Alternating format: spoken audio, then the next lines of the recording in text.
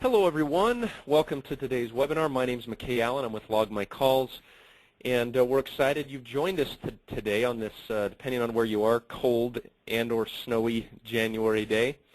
We're excited to have with us Susan Termolen, Director of Marketing at Balihoo, and Shane Vaughn, the CMO at Balihoo, who have a lot of local marketing wisdom they're about to unleash upon us. But before they do, I just want to, let's get through a couple of house cleaning items real quick. First, we do want to extend, as part of our Log My Calls marketing webinar series, this offer for a 30-day free trial of Log My Calls. It's our enterprise-level call tracking platform and solution that provides call analytics as well as call details that will help improve your marketing ROI. It's used by a lot of enterprise-level customers across the country, and we'd love for you to try it out. Also, we want to announce next week's webinar. We have these webinars every Thursday. If this is your first time joining us, we have a marketing webinar series. We have these webinars every Thursday at 2 Eastern, unless otherwise notified. Our next webinar is next Thursday. The title is Your Business Lead Generation Playbook.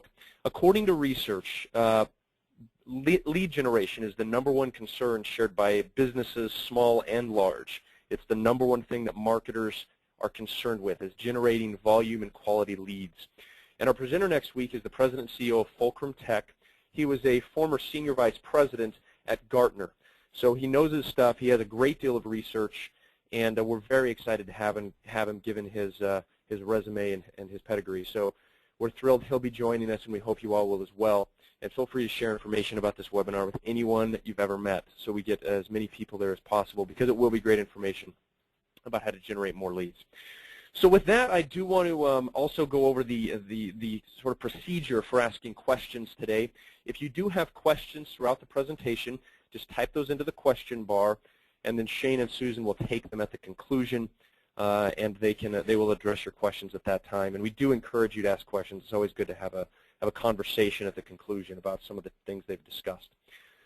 Now, I do want to introduce Susan and Shane. Susan is the Director of Marketing, as I said, at Balihoo. She's provided marketing and advertising leadership to large companies, to startups, to small businesses. She specializes in strategies designed for national and local marketing.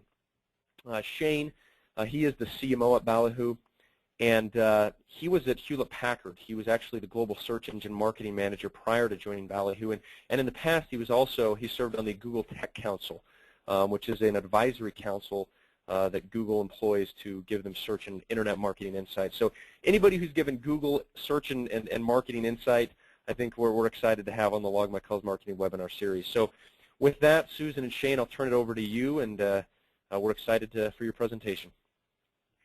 Well, thanks so much, McKay. Appreciate you having us here. I'm going to start by telling you a little bit about Balihoo, not from a sales pitch standpoint, but more from a make sure you feel comfortable we know what we're talking about standpoint. We really focus, as this says, on enabling brands to translate their national marketing strategy into local execution. And brands use our technology to do that. There are certainly other technologies out in the space to do that.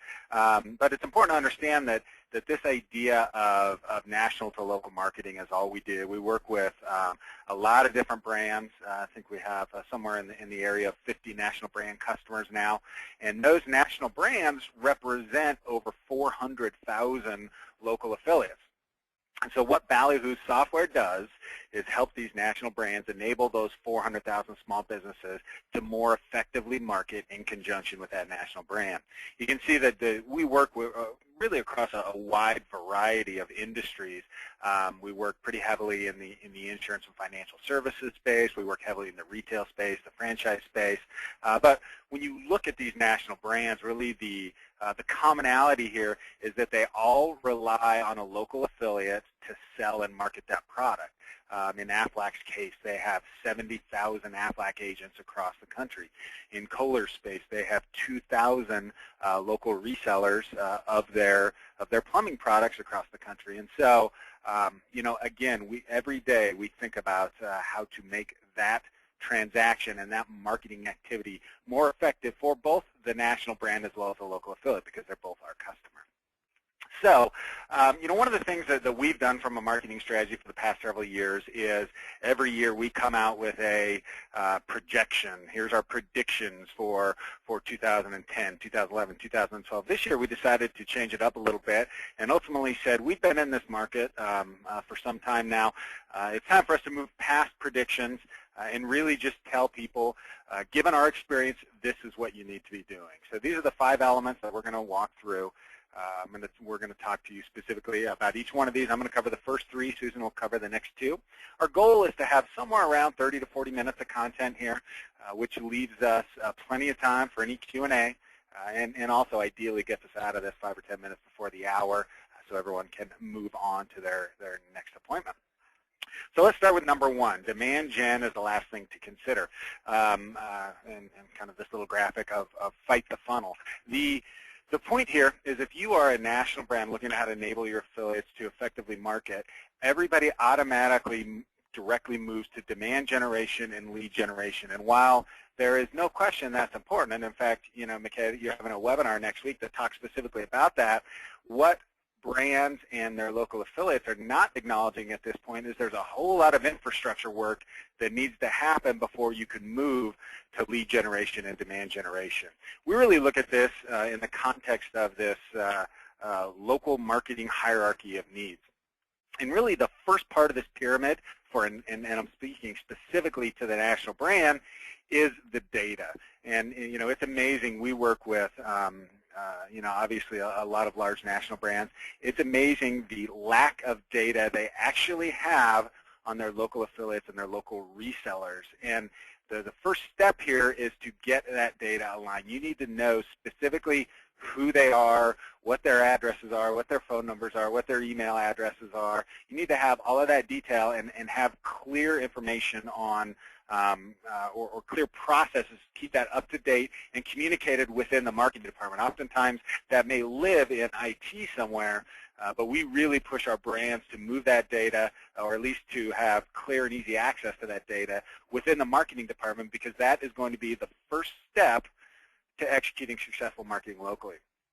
So the next piece then becomes capturing demand, and this really kind of comes a little bit from my search marketing background, but the fundamental understanding here is let's take insurance, for example, our Aflac customer. At any given time in any given metro area, there are hundreds or thousands of people or businesses looking for the products that Aflac or whatever insurance company offers at any given time.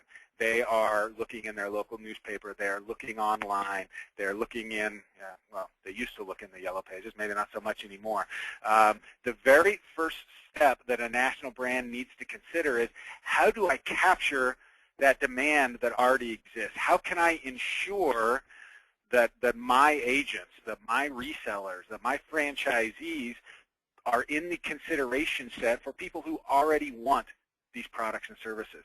And we'll talk a little bit about exactly how you do that, the specific tactics on the next slide, but that is the very first thing to consider. The next thing is the idea of upsell or cross-sell, and really this is about connecting with customers you already have. We as professional marketers certainly have all seen the the statistics that indicate it's anywhere from 50 to 100% less expensive to drive more business out of current customers than to go acquire new customers. And as a national brand, you must focus on enabling your local marketers to do a good job at that. And this is actually a good time to discuss that idea of national brand to local marketers. The people at the national brand who are executing these programs typically are professionally trained marketers. They've gone to school for it. They have significant experience in it. And frankly, it's what they do all day, every day. They are rolling out programs to small businesses who, in many cases, are not professionally trained marketers. They may not have much marketing experience. And frankly, they've got a lot of other things to do besides marketing. And so this entire pyramid is focused on helping that national brand address these fundamentals that need to be covered before you can move to demand gen, actually driving new demand within the marketplace. So let's talk a little bit about, in those kind of three categories of capture, connect, and drive, what types of tactics national brands should be executing or should be making available to their local marketers to be effective. So in capturing demand that exists out there, the very first item, and really what we fundamentally believe is the most important tactic a national brand can enable for their local affiliates, are co-branded, SEO-optimized websites that have a mobile component to them. This really, if you look at SMBs today, I think the statistic says somewhere between 50 to 60% of them don't even have a website, much less is it SEO-optimized or optimized for mobile engagement. And so national brands using technology can provide such a significant benefit to their local marketers by giving them access to these tools to create these websites. Secondly, then, is really giving them the ability, or doing it for them in most cases, to ensure that their information is distributed across the web through local directories and data feeds. And for any of you who have gotten into local SEO in any detail, if you think about traditional SEO, it's primarily driven on link building. So how many links point at your site at a national level determines how important it is. The engines at a local standpoint have made a different designation. Link building is important, but what's potentially more important at the local SEO standpoint is what's called references of NAP. And NAP stands for name, address, and phone. And what Google, for instance, looks for to justify the importance of the local business is they look for that business name, address, and phone number and where it appears across the web. And that's where submitting information on your local affiliates and your local resellers into these directories across the web can be incredibly beneficial in terms of increasing your local SEO and ensuring that customers in the market for those services and products can find them. Portfolio managed digital executions. We'll talk a little bit more about this later on, but really this is the concept that says if we're talking about your small businesses associated with a national brand, helping them execute digital activities, which is where consumers are moving, and I'll show you some stats on that later, is really the key in terms of helping them be found. So connecting with their current customers. This is setting up triggered emails, triggered direct mails, ensuring that they have effective and customized sales collateral and office material, and ensuring that they understand kind of the social marketing landscape and can execute on that. Once you've gone through the tactics for capture, the tactics for connect, that's where you can really then get into driving demand. And that's really where we see brands bringing materials around traditional media, display advertising, promotional activity. The challenge is, again, most of the national brands, when we initially start conversations with them, they're thinking about this drive component without addressing capture and connect first, and we think that's really critical. As our venerable CEO says, stop chasing leads and start building this pyramid of effective marketing. I'll give you an example with a client that we work with. Excuse me. I mentioned Kohler was a national client of ours. This is an example of a co-branded local website that Kohler has generated. So they spent some time ensuring that they had really good data on their local affiliates. You can see on here it's their name and their address and their phone number and their business hours, the map of exactly where they're located. So Kohler ensured that they had all of this information on all of their local resellers so that they could then, from a capture standpoint, produce in an automated fashion local co-branded websites for every single one of their local dealers. If you go to Kohler.com and click on Find a Reseller, historically they would just give you a phone number, or they may send you to the, in this case, the Ferguson Bath Kitchen and Lighting Gallery website, which was not specific to the relationship between Kohler and Ferguson. It was not SEO optimized. It was not mobile friendly. Kohler, using their data on Ferguson and all their other resellers, was able to automatically roll out thousands of these websites, ensuring that somebody in, this is Meridian, Idaho, looking for Kohler products would find Ferguson Bath Kitchen and Lighting Gallery. From a Connect standpoint, Kohler enabled email subscriptions, so Ferguson and their other resellers can access an automated process where they give Kohler access to their customer data, and that becomes a sensitive topic. They don't actually give them direct access to it. They allow them to they allow Ferguson to sign up for an email program that goes out to their customers without Kohler actually seeing who their customers are. But what it does is it gives Ferguson a very strategic and targeted marketing effort to their existing customers that allows Ferguson and Kohler to communicate to them directly. Kohler also enabled customizable printed collateral, so Ferguson and their other resellers can access an online system. They can find information about the latest faucet or the latest toilet that Kohler has launched. They can customize that with their logo, their data, and they can have those printed and shipped either directly to their office or they can have them direct mailed out to their customers. So really creates this this joint marketing effort between Kohler and Ferguson targeting their customers.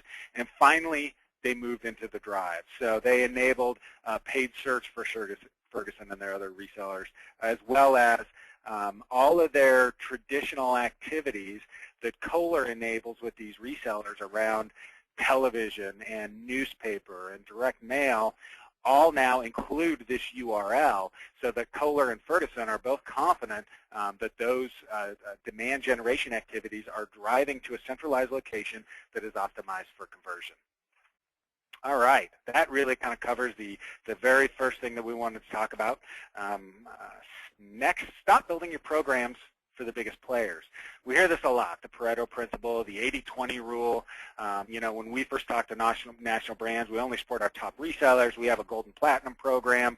Our channel team works with the top guys. This really presents a significant question. So when we work with national brands, and as I said, we work with 400,000 local affiliates, we work with a national brand consistently and regularly. Their affiliates or their local resellers fall across a very distinct set of very distinct curve. So there is the bottom 20% of local affiliates who will not engage. In fact, I had one of our national brand customers tell me relative to this that if I had a program where I could guarantee my local affiliates if they put $1 in, they will get $5 back, I will still have 20% of them who will not engage. They simply are not marketers, do not want to be involved in it. And so it's really important as you're setting up your programs as a national brand that you understand that there is this bottom, and that percentage is going to vary a bit based on your specific market. There is a bottom group who are not going to engage, and it's important that you understand that as you look at kind of the available market and the success of this program. Those guys are never necessarily going to get there. You're also then on the very right-hand side going to have a group of folks who are going to demand more that you can offer. These typically are the folks who are going to be the largest. These guys really generally have the ear of the national brand, and this is what the program is going to be designed for, is to address these guys. But their needs really only represent 5% of your resellers. These guys typically have a marketing person on staff, somebody responsible for executing local marketing programs, and they are going to need more than a typical system can offer. In the middle, you have this 75% of your local resellers who want to do more. They want to execute local marketing, but they don't have the resources, they don't have the knowledge, they don't have the technical capability. And this really, that group, we call them the meaty middle. They really represent the opportunity for a national brand to make significant headway within their local marketing program. So if you think about what to do for each one of these groups, on that 20% that won't engage, really there's not a whole lot you can do there. There may be some educational activities, but it's important to understand if you keep banging your head against that wall, your returns there are not going to be significant. On the right-hand side, those 5% that demand more, these people are, again, already educated, already professional. Your job as the national brand here is to give them the resources to do what they want to do. You're not going to do it for them. They're going to be less interested in automated type executions, but by ensuring that they have easy, and clean access to your assets, to your creative materials, that is how you're going to make them most successful. For this group in the middle, this 75% that really represents our opportunity, what you can do for these guys is actually do it for them and educate them on the value. This should be the group that you are building your program around. All right, move on to the next recommendation is modifying outdated programs. And I got to tell you, this is one of my favorite slides I've ever created of all time.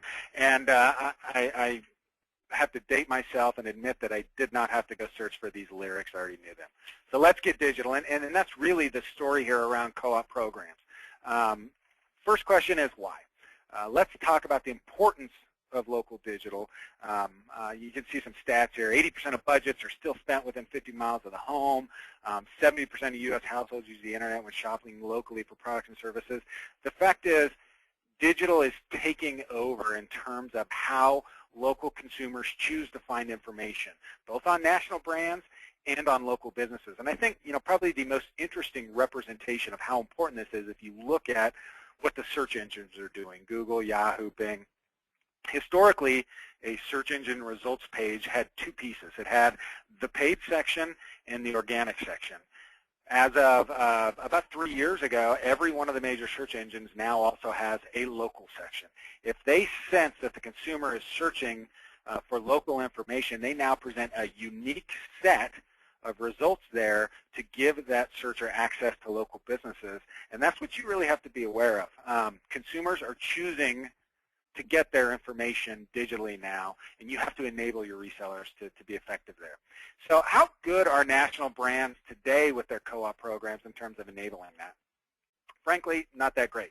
If you look at, this is research done by Burrell and Associates, they predict, or they, I guess, project that there's about $22.4 billion available in co-op programs in the United States. 1.7 billion, or 7.5% of that, is made within digital mediums. And I think that that in and of itself is really a astounding statistic. That says that national brands are telling their local affiliates they should be spending about 77.5% of their budget on digital. If you look at from a marketing professional standpoint and say, how much of my budget should I be spending? It's certainly significantly more than that. Double or triple that is what's typically being spent on digital. So by virtue of their co-op programs, national brands are not giving their local affiliates good advice on how to spend their dollars. And in fact, ACB did an online co-op advertising study to look at, the slew of co-op programs available out there, and of the over 1,000 in the local search association database, only 223 allowed some form of online advertising in their policies. So, again, we're just not seeing national brands even give the option to use digital in their co-op programs. And Bob Hoke is the executive director of the TPMA, Trade Promotion Management Association, and this is a quote from him. Less than 1% of co-op dollars flow into online channels. So national brands, by virtue of their co-op programs, again, are not giving good advice to their local affiliates. And this research study is from Burrell. They went out to the small businesses and said, hey guys, when you are executing marketing activities within a co-op program, what type of media are you buying? You can see here, by far, the number one is newspaper. 65% of small businesses indicate that they're using their co-op dollars to buy newspaper advertising. And if you look at this as a bit of a distribution of dollars, say this is a marketing budget, I think that we can all say that we should not be spending 65% of our marketing budget in newspaper. You can see online and internet shows as about the fifth tactic used, about a third the size of newspaper. So the local affiliates, the accessing co-op programs, are really echoing what we saw on the previous slide that says, hey, we're really not using your co-op dollars for online, and that makes sense. The national brands aren't making it available. So why is this? If we as marketing professionals know that digital is growing, digital is becoming much more important, why are we not making it available in our co-op programs to get our local marketers executing. And we really think that it's these three things. First is the resistance to change. So this is really both on the manufacturer, the owner of the co-op program, as well as the local marketer. From our perspective, when we talk to manufacturers with co-op programs, for the most part today, they look at those co-op programs as expense line items, which is really I think a relic of the past, looking at marketing activities as expense line items. Today, the marketing world is at a point where everything has to be measurable, and we have to be able to demonstrate an ROI. For whatever reason, co-op programs have not been under that same scrutiny. So when national manufacturers look at their co-op programs, they look at them as an expensive line item and not an investment line item, which means they're not willing to invest to make them better. They're not going to put money in to make digital activities available and to make the technology accessible and usable by their local affiliates. And we've talked a little bit about on the local marketing side that they're not trained marketers, and they kind of tend to do the same thing year after year.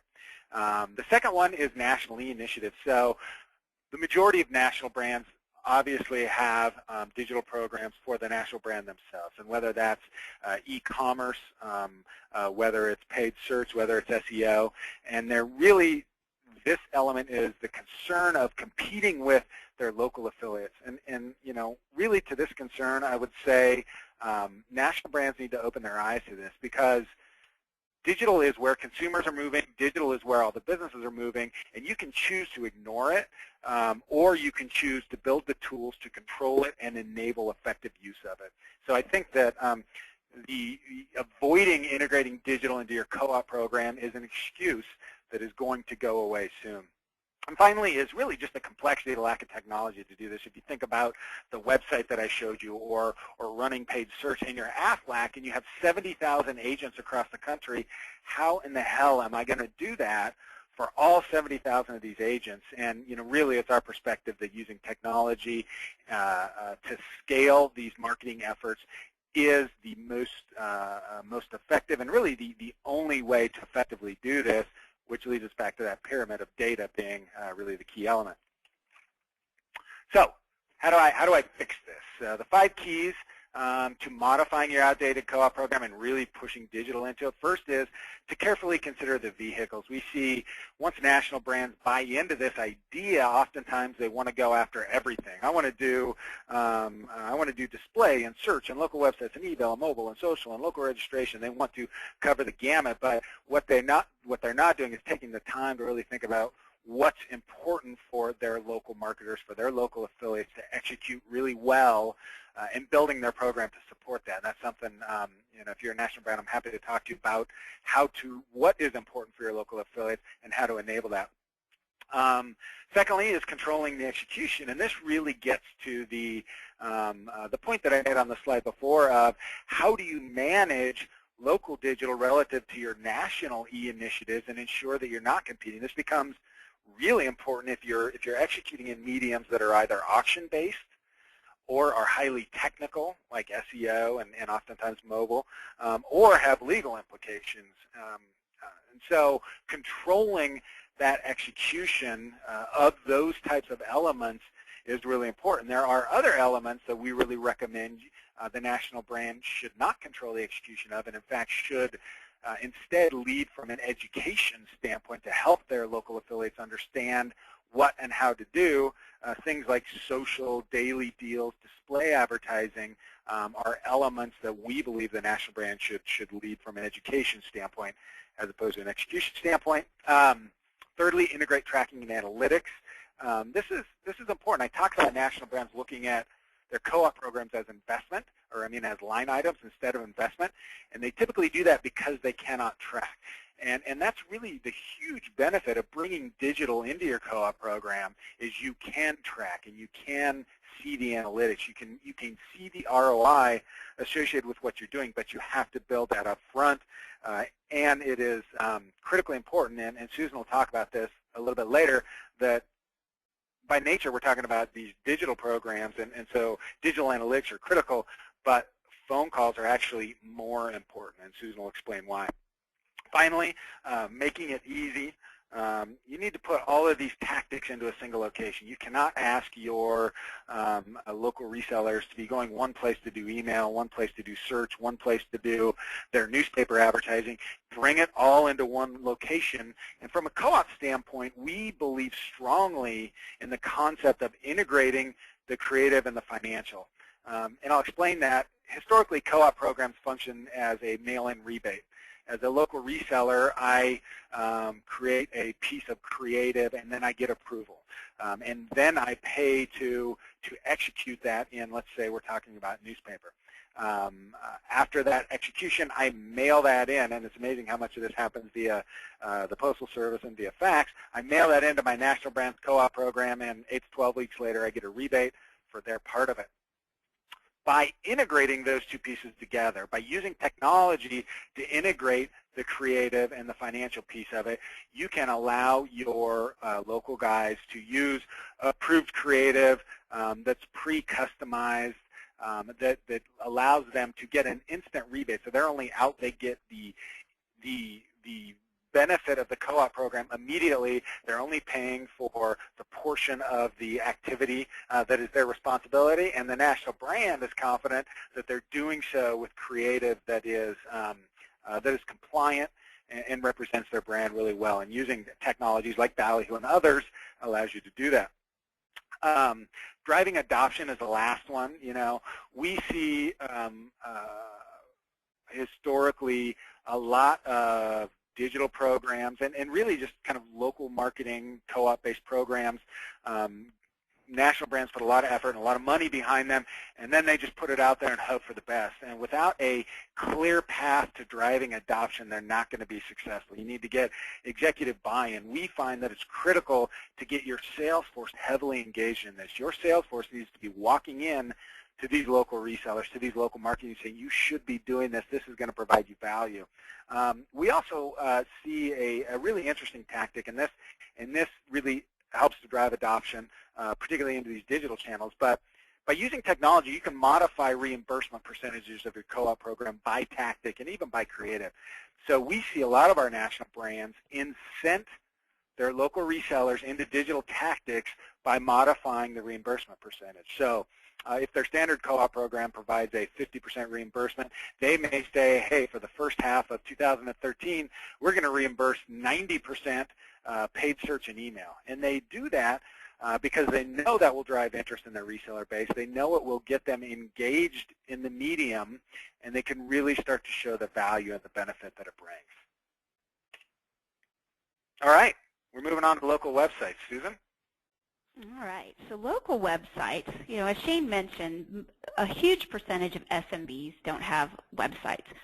But what's really shocking is the national brands who should know that they need their resellers to have websites and probably should have co-branded websites, they also aren't engaging as much as we would expect. We did some research a couple months ago with over 400 brands, and only less than 50%, it was like 46% of them, of the national brands said they have local websites.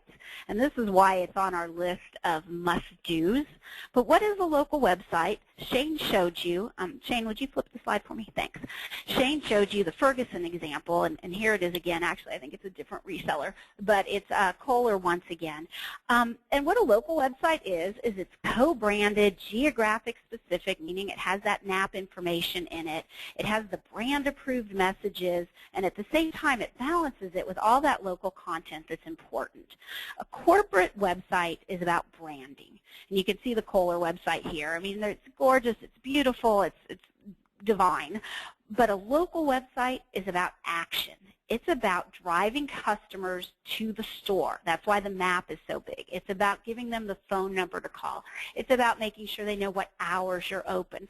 And when these local websites are visited, usually the customer is closer to making the purchase.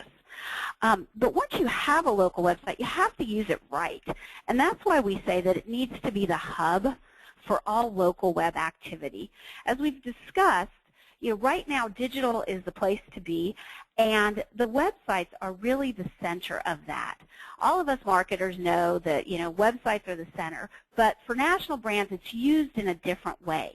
And at the local level, these co-branded sites are essential. And I'm going to give you an example. 2 weeks ago I had to buy a mattress unexpectedly, and I knew a couple mattress brands, and I went on Google and I searched Sealy Boise.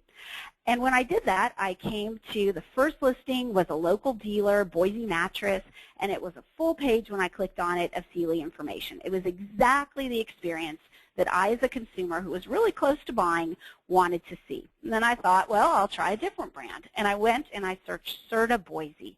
And I ended up on, the only listings were for the Serta.com national site. I ended up finding a link to their dealer page. I went on the dealer page, so now I've already kind of, lost my momentum a little bit as a consumer, right? And I go on the dealer page, I click on the first listing, and I ended up at an appliance store that their home page was talking about refrigerators and ovens. Needless to say, I didn't get a Serta. I went back to Sealy. And this is what our consumers are dealing with every day. They want to find certain brands. But the thing that's important to remember is your local resellers and channel partners, they may have some pretty bad sites if they have any sites at all. And that's why it's super important for the national brand to own these local websites, because it does ensure that consistency of brand and message, and it also helps with the search engine optimization. Let's go to the next slide. So this is an example of another one of our customers, Aflac, and their local websites. Aflac National can optimize for all kinds of search terms, Aflac, supplemental insurance, everything that the consumer will look for. But as Shane mentioned, right now the search engines are spending a lot more focus on local content and delivering local content. And there's really not much Aflac.com can do to show up in local search if somebody says supplemental insurance in San Francisco. So once again, this is where these co-branded sites come into play. They have the name, the local address, a phone number, a person, and then of course we want these sites to have, the ability for us to capture and convert, and therefore we have unique tracking phone numbers, we have a lead capture form. But the thing we hear a lot of times is, websites aren't that hard to build, but I don't possibly have the resources to manage 100 websites or 1,000 local websites. And the point is, once again, is this is not something you want to manage. Shane, would you go to the next slide? This is not something you want to manage from a people standpoint. You want to use software to do this because it would just be time intensive. There was no way any national brand could manage 1,000 websites efficiently. And there's a lot of things we could talk about here regarding websites. There's different types of local websites, city sites, promotional sites, co-branded sites, different ways to structure it. And we don't have time to do it today, but you will receive an email from us next week. We'll link back to the presentation. And if you notice at the bottom of this slide, we have a white paper that is available that goes into all the details, and obviously we're also happy to talk to you about it. But let's move on to our last strategy. And the last strategy is you have to value the phone. And as you can see on this picture, this is Q from James Bond, and we all have to have our little secret gadgets and weapons. And in the case of local marketing, that secret weapon is the phone. So looking at some of the facts around phone conversion, it's really amazing. As national marketers, we kind of downplayed the phone for a long time. There's all these sexy things to be doing and the new way the consumers are shopping and everybody's online. And phones sort of took a back seat for a while. But the facts prove a different point. If you look at the first two statistics, there's a 10% increase in click-through rate for pay-per-click ads with a phone number. So if I advertise my ski gloves with a phone number, I will get 10% more clicks than if I advertise them without a phone number. And the second one is that 43% of all, sorry, I clicked off my thing. 43% of all search-related conversions happen over the phone. That's really, a phenomenally high number. And we have an example of a customer that sees this all the time. It's Teleflora, and I'm going to give you a little more example from them in the next slide. But we've seen on their ads frequently that they'll get 10 impressions, they'll get 0 clicks, and they might get 4 calls. So basically they've paid nothing from a pay-per-click ad, and they've gotten 4 calls, and they can tell this because they're tracking with trackable phone numbers. If you keep looking at these stats, and this is one that we showed earlier, but I'm going to dig in a little bit more because I think this is just so important to know. 82% of local searches follow up offline, either in store, a phone call, or a purchase. People are looking online, but they want a relationship locally, or they want to touch and feel the product, or in my case, lay on the mattress or try on the ski glove. And the phone is very, very important. So we know that the consumer is using it and they want to use the phone. But what's equally important for national brands who are relying and supporting on channel partners is that most small businesses consider the phone as their highest quality lead source. This is what they want. This is what they want national brands to be able to deliver to them. And then the last statistic, when we looked at all these other statistics, we're really looking at numbers that are based on a combination of national marketing efforts and local marketing efforts. As Shane mentioned, we work with thousands of small businesses. And when we look at their local marketing efforts, specifically taking out the brand campaigns, they are getting 60 to 70% of their conversions are coming from the phone. So you do not want to build any local marketing without phone calls. It just makes all those other efforts not pay off. So let's look at Teleflora for a second. Teleflora, as you probably know, is one of the largest florist service providers. And their objective was to help their member florists, of which they have thousands, increase conversion revenue. And they wanted to do it with an efficient, measurable marketing program, because they also wanted to transition away from a freestanding insert program that they'd been using and get something that was more digital and also something that was more trackable. So they used an automated pay-per-click program, which they implemented through our software. The system included all the geographic information we've been talking about for each florist, keywords, ad copy, landing page URL, so lots of data, lots of creative, bid strategies, and of course call tracking numbers were included. And in 6 months, the program generated 322% ROI. And there were even some florists who were reporting 1,000+ ROI on the program. And one of the things that's really essential about using the phone in your overall program structure is that it's trackable. So on the next page is a sample execution. This is one of the Teleflora florists, so we're just looking at one person's data here.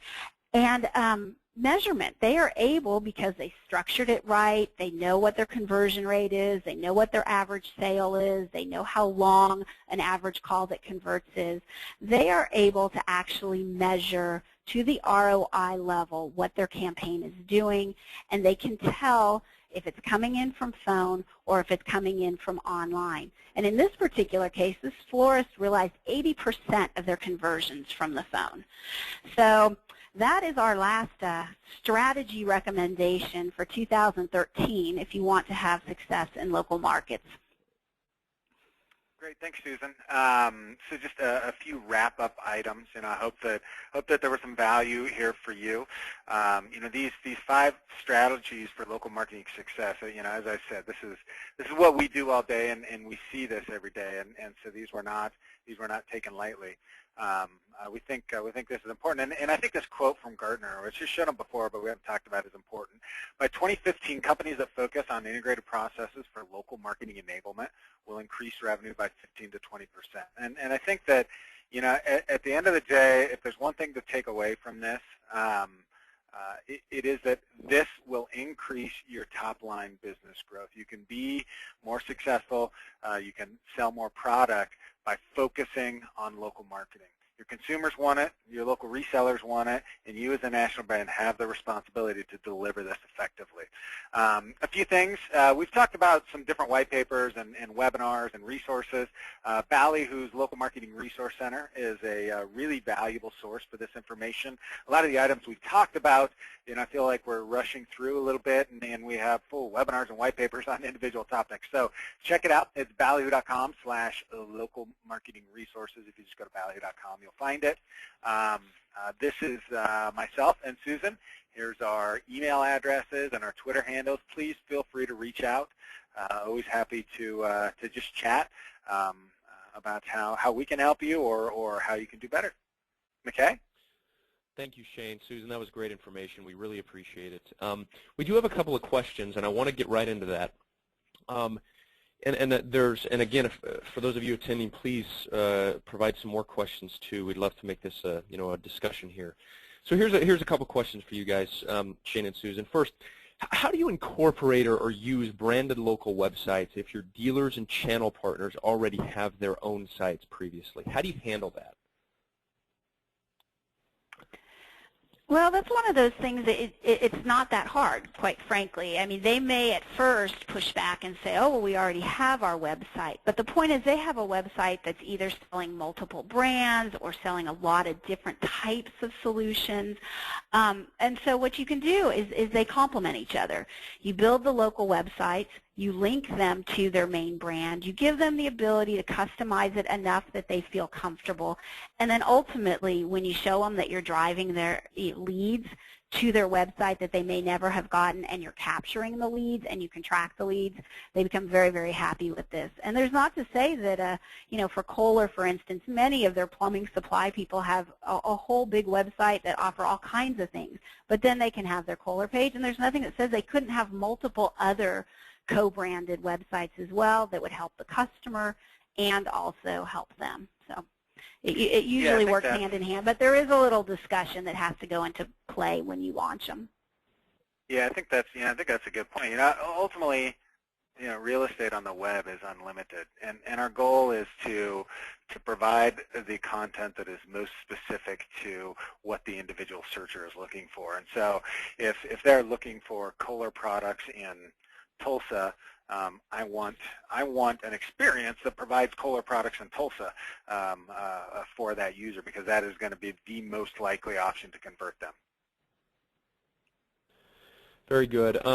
One more question that we'd love your thoughts on. Do you have any special recommendations around local marketing for specifically highly regulated industries like insurance or financial services? And then I have a follow-up on that, but I'll let you guys address that first. Yeah, you bet. And we certainly have some experience here. Aflac and Geico are customers, and insurance and financial services are some of the most highly regulated industries. We also have customers in healthcare as well, which are very highly regulated. And I would say that implementing a local marketing automation system is actually more critical for our customers in these highly regulated industries, right? Because what we see in these industries is they're afraid to give local marketing access or control whatsoever at the local level, and as a result, consumers are moving there. They're looking for that information. They're looking for those products and those providers at the local level, and because of that fear, those brands that aren't willing to do that are putting themselves at a disadvantage relative to their competitors. But if you approach this from a data and a technology issue or a technology perspective, it's not a regulatory issue, it's a data issue. And so by implementing an effective technology solution, you have the ability to automatically control that, to know that if I'm talking about dialysis treatment and I have to talk about it a certain way, if it's a California communication, and a different way if it's a New York communication, I can build that into the business rules associated with what I'm providing to my local affiliate, so that it happens automatically, and you're no longer relying on individual people. You're no longer having to run every single piece of marketing activity through the legal team to confirm compliance. Instead, you are addressing it through technology, and it really takes the fear out of the system, and it opens up the possibilities to be much more active and much more effective from a local marketing standpoint in regulated industries by using technology to address it as a data problem. That's a great point. I have one more little comment to interject, and then I want to ask you a question on it, and we'll conclude. Our data, it's interesting your last couple slides there, Susan, on calls, because our data shows very similar things, that conversion rates from call to customer are significantly higher in many cases than web prospect forms to customer. And then the value of those customers is typically, our data shows, higher in terms of the dollar amount they're willing to spend. Why do you think in some industries are so reticent to take phone data seriously? What is there a holdup there, or is it just that we've been so used to the web for so long? You know, that's a good question. And with our customers, we haven't seen that. I haven't, Shane. Have you? The reticent part? Yeah, I mean, I think that what we tend to see, McKay, is that it's not that there's a reticence there. It's almost that there's an unawareness there, right? I mean, yeah. we tend to deal with, we deal with the national brands, and when we work with national brands, I would say the majority of their conversions end up coming in digitally, right? And that kind of makes sense. If I'm a local consumer and I'm going to convert to a United Airlines offer, God, the last thing I want to do is get on the phone with United Airlines because it's going to be painful for me. But if the conversion instead is to a local business, I'm actually honestly on the other side of that, where I don't want to convert digitally because I'm not sure the local business is going to take my digital conversion very well. I'm not confident that they're going to engage with me, and frankly, I'm choosing to engage. I'm choosing to convert locally because I want that relationship. I'm looking for something else out of it, and I think that a lot of times national brands get caught in looking at a marketing system from a national perspective, and don't necessarily think about the experience of a local consumer converting to a local business. And so I think what we found is once we open their eyes to that, they realize both from the data that they see as well as just from their own personal experience that, right, I do want to convert via phone, and I better measure that so I can report it back to my executive management as well as out to my resellers. Great. That's fantastic information, guys. Well, we do appreciate your time today, everybody, and we do appreciate you guys joining us, Shane and Susan. Thank you so much. And just a quick word as well about Balihoo. We're located in Utah. They're in Boise, Idaho, is where they're headquartered. And so we've heard good things about Balihoo, but talking with them as we prepared for this webinar, and then we've had other engagements with them.